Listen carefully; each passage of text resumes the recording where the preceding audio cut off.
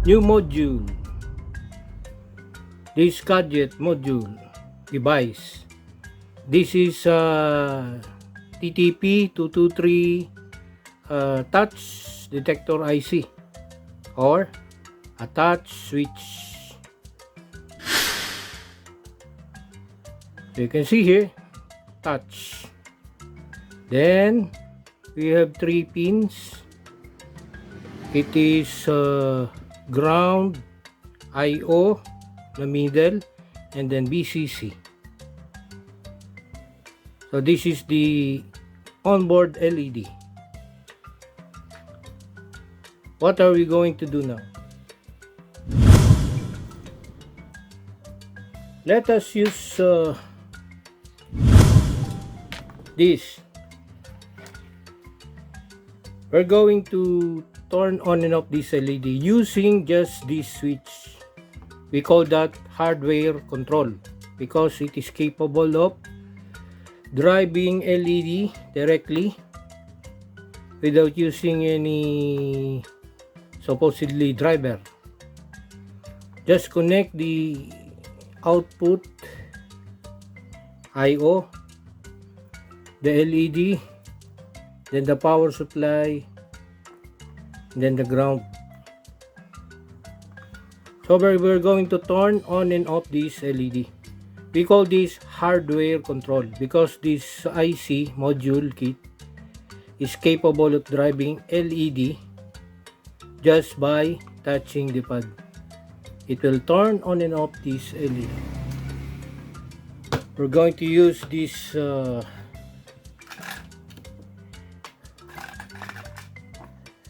power bank 5 volts. So for the supply of this TTP223, we're going to use the power bank. So we have the power.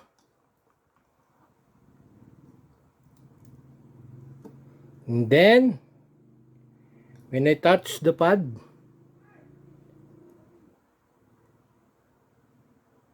it will turn on and off.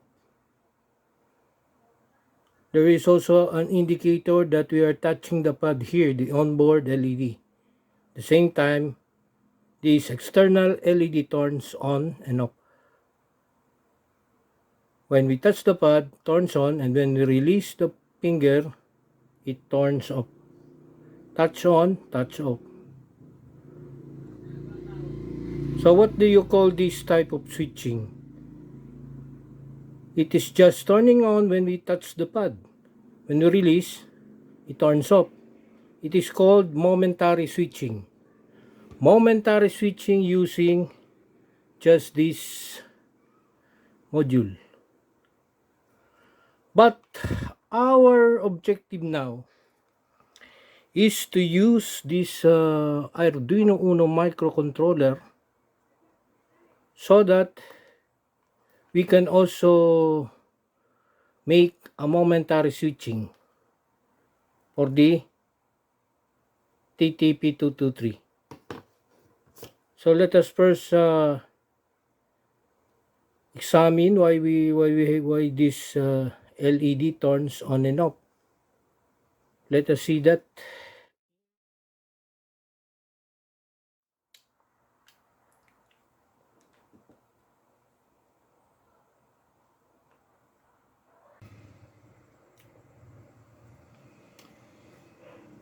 This is now the figure 1 TTP223 touch activated momentary switch hardware control.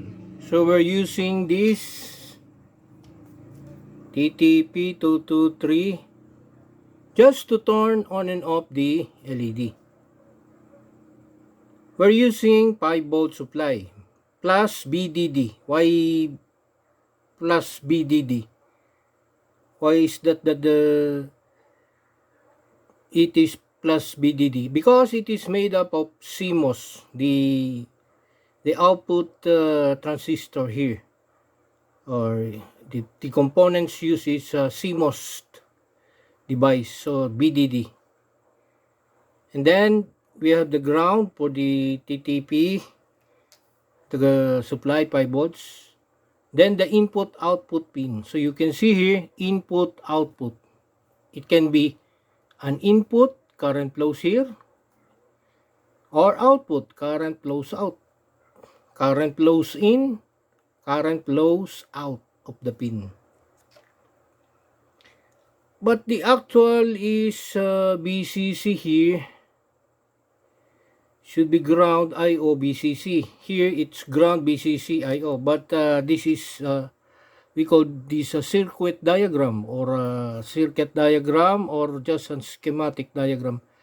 Also, we have this onboard LED. This is the touch pad. When we touch here, we can turn on and off this LED. So this TTP223 is a low power capacitive touch detector IC. It is capacitive touch because our hands, our fingers, they are made up of capacitive. We have the capacitance in our fingers, so our hands. And usually it is designed to replace traditional mechanical push button. So instead of using push button, we are using a touch pad, touch switch, touch activated momentary switch. Momentary. It means when we touch here, it is the hand, the finger, it will turn on this LED on. And when we release our finger or my finger or your finger, it will turn off the LED. No. So momentary means the moment. Momentary means the moment you touch it, it will turn on, and when you release your finger, it will turn off the LED. So we call that momentary switch. It's different from toggle switch, which is not our subject. Our subject is momentary switching. Okay? And usually what is the supply for this module? Can be from 2.4 volts up to 5.5 volts voltage in the supply. But here in our demo, we have 5 volt supply. But it could be 2.4 up to 5.5 volts. That is the supply. And it has two solder jumper pads. So you can see here, there is A and B. For our circuit, we left the A to be open and B also open. We did not solder or connect A and B. We just let this A and B as is, so that we can use this as momentary switching. We can configure the switch as toggle switch, depends on the connection of the A and B junction of these pins. But here we're not connecting anything or soldering anything. Here just an open A and B pad, solder pads. Now, what is the mode? What is the state of the circuit? Initially, it is low state. It means there is no current flows out here. It is low state. That is the state of our digital output pin, low. And the connection of LED here is what do you call that? From this IC to the ground with the use of this LED. We call that sourcing current. That is the direction of the current flows. from the IC TP, then flows out into the load, sourcing current. What about the other one? If we're going to connect the LED here, for example, LED here to then, this is to the 5 volts, then the resistor LED, the current flows here, flows into the IC. We call that current direction of current, we call that sinking current. Okay? So the sourcing refers to the direction of the current flows. Sinking current from 5 volts to the load and then into the IC. Sinking because this IC is now going to be grounded. Getting its power to the ground, so it sinks current so that it will connect. That is this IC TTP serve as the pathway to the ground. We call that sinking current, the direction of current flows. If we connect a LED here in this fashion, from the 5 volts, the resistor, the LED, anode, cathode is connected to the IO. But in our sample, we're using the sourcing current. The direction of current is flows out. In sinking, current is pulling current. In sourcing, current is pushing current. Okay? And what is the state of our circuit? We call this active high. What is active high? Referring to what? Active high. Active high, all the circuit will function only, or the output will become high once we touch the pin. It means active high, it means it becomes active and the output becomes high, so the current flows out and then LED turns on once we touch the switch. We call that active high. Active means connecting this TTP to the supply and then current flows out. That is active high. We are connecting this supply to the IC, supply IC, and then flows out, pushing the current out, then LED turns on. And when you release, it will turn off. We call that active high state. We're using a sourcing current. We're just okay. What is now the voltage output? If this is the out, voltage out is pushing current here. Voltage out here is 4 volts. So it is capable of turning this LED, capable of rendering a voltage enough to turn on this LED. This is, we call that a sourcing current of 4 milliampere. So the current that flows out when you're using this sourcing current is 4 milliampere, which is enough to turn on the LED. We call that current output high. Capacity of the pin, digital output pin, the current, it can the capacity of current is 4 milliampere using the sourcing current. While using the sinking current, if we connect the LED here, we have the voltage output law, or the sourcing for the sourcing current. For the sinking current, we have 8 milliampere, and for the voltage output law, means it is low. For the sinking current, we have the voltage of around 1.5 volts.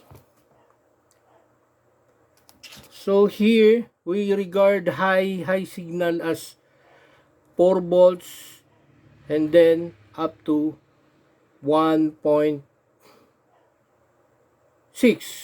just like that, because the low signal now is 1.5 and below, up to 0 volts. Okay,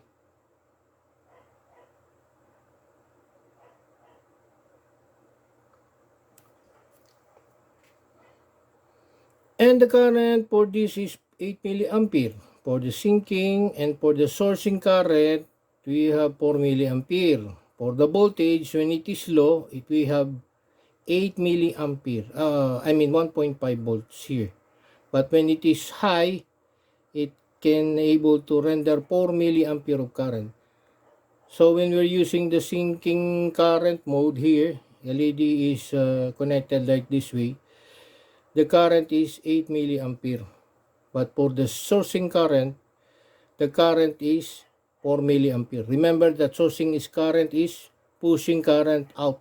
Sinking current is pulling current in or into the IC. That is, we call that voltage output low, voltage output high. Voltage output high, we have that one, which is 4 volts.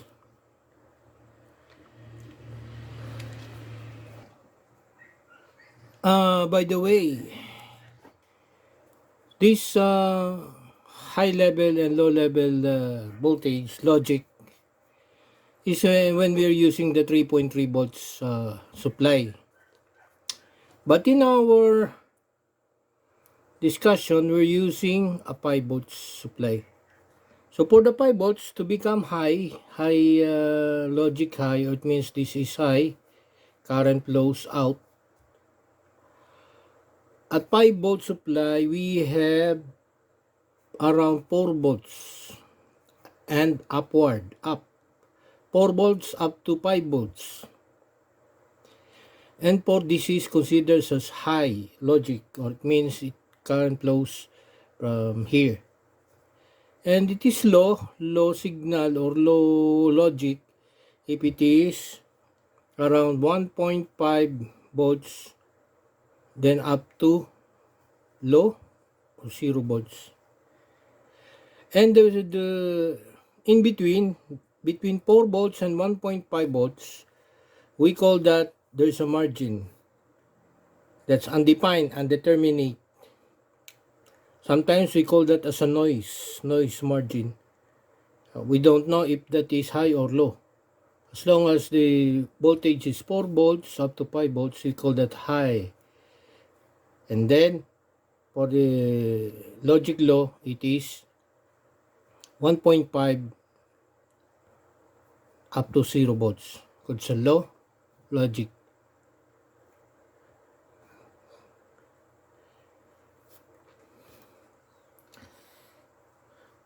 And then here, VOH, that is the capacity, voltage capacity it can able to deliver. Voltage output high, which is 4 volts. Voltage output low is 1.5 volts. When this output pin is 1.5 volts, it becomes a low logic. So there's no current that flows out. It is usually grounded. We can see that. We can use that when we're using this sinking current LED. It is only possible, the sinking current is only possible, this LED will turn on when the output is low. We call that voltage output low. And if it is low, this LED turns off. If this is high, it will turn on the LED.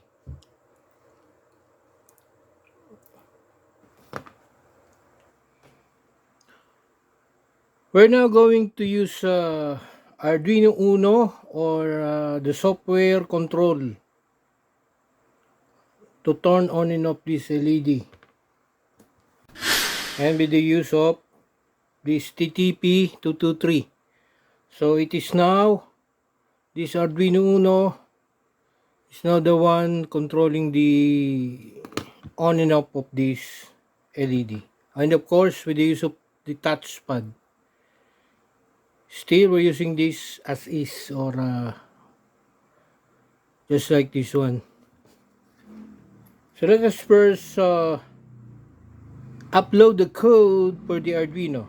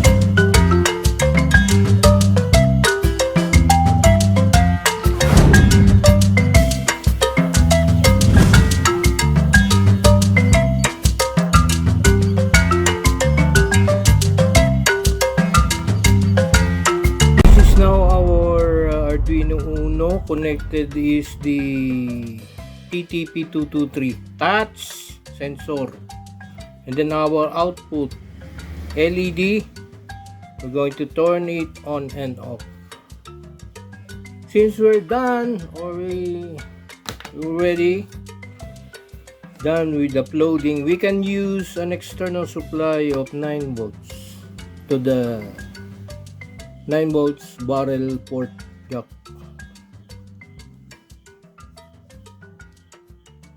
So when I touch,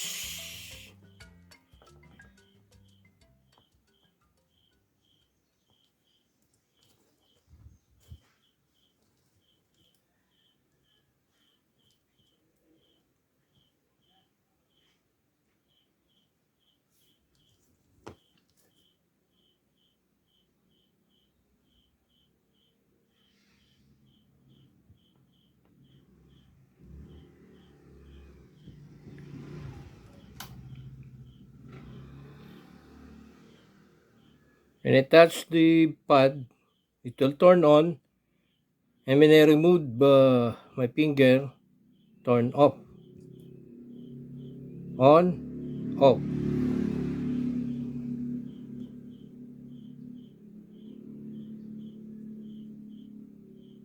So this is a momentary switching. The moment I touch the pad, it will turn on, and when I remove, it will turn off.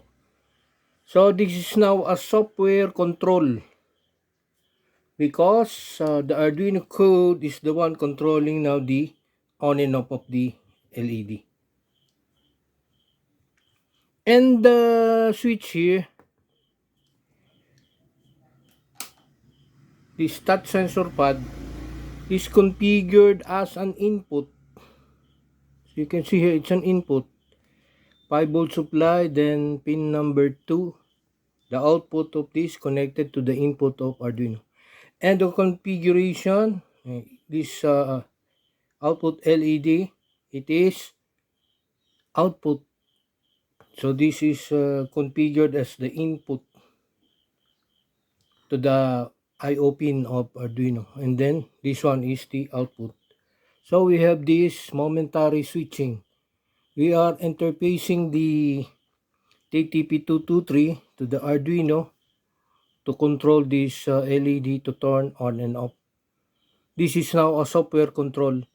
Now the process now, or the circuit now, depends on the code of the Arduino. If we're going to make it a momentary switch or a toggle switch.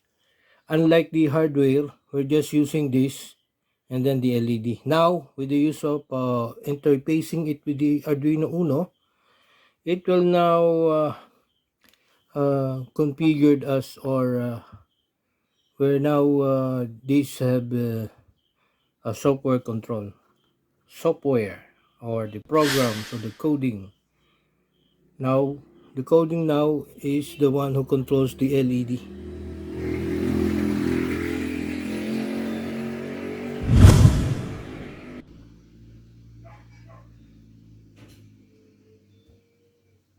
Main figure 2, we have the TTP223 touch switch momentary with Arduino Uno DIY. This is the Arduino Uno.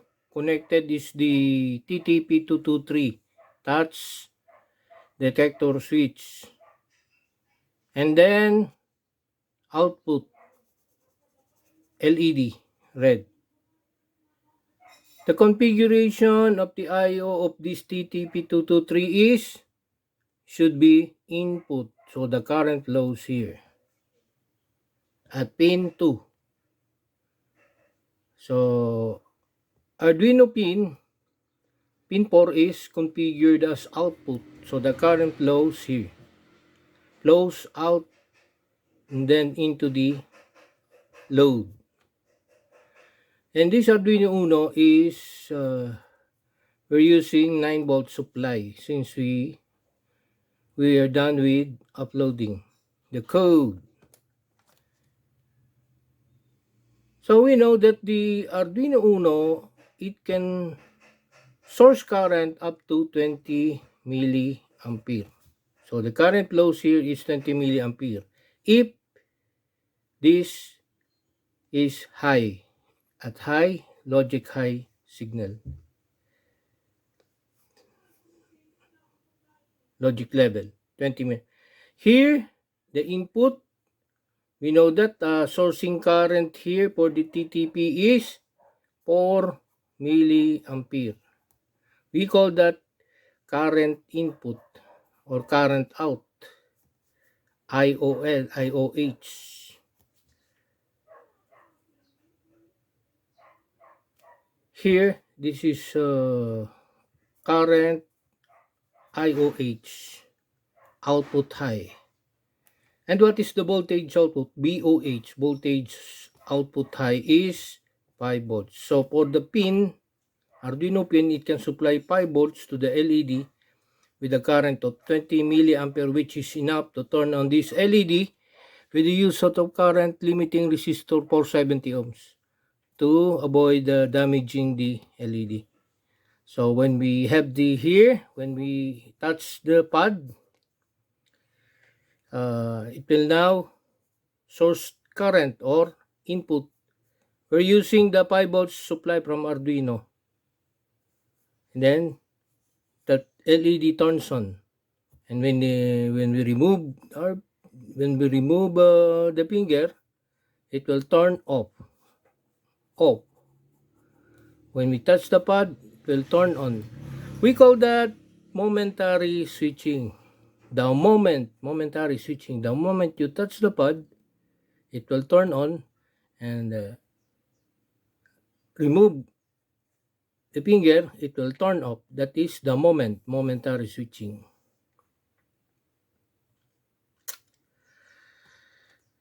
And then that is our TTP223 touch switch. We consider this as software. We call that software control. because the one that is controlling is the code of this Arduino that controls the LED to turn on and off. Before we have this hardware, just connect the LED here. Now this is now serve as just a switch to the or input to the Arduino. The code now is the one responsible for the configuration of this LED. If we're going to make a momentary switch or toggle switch, but here we are making a momentary switch. By touching the pad, it will turn on. By releasing the finger, it will turn off. That is the momentary switching using the code of the Arduino. So this TTP223, well, now we're interfacing this TTP223 to the Arduino, and then Arduino to the output. With respect to the Arduino, what is the role of this TTP23? It is, since input, sourcing current. Okay? And this Arduino, with respect to the load, it is also sourcing current because the current flows from the output pin number 4. Just like here, the current flows out from the IC to the Arduino. So it is sourcing current. Here also sourcing current. Sourcing current of 20 milliampere. Here, sourcing current of 4 milliampere.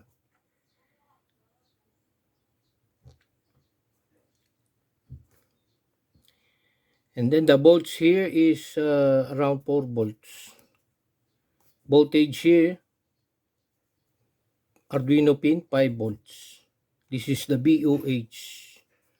VOH referring to the capacity of the voltage it can deliver. This TTP can able to deliver 4 volts at the rate of 4 milliampere current. Here, Arduino can deliver 5 volts at the output with the current of 20 milliampere. So when we touch, it will turn on. When we remove the finger, it will turn off. That is momentary switching, which is different from toggle switch. And we call that software control because we're using the code of Arduino to control this LED.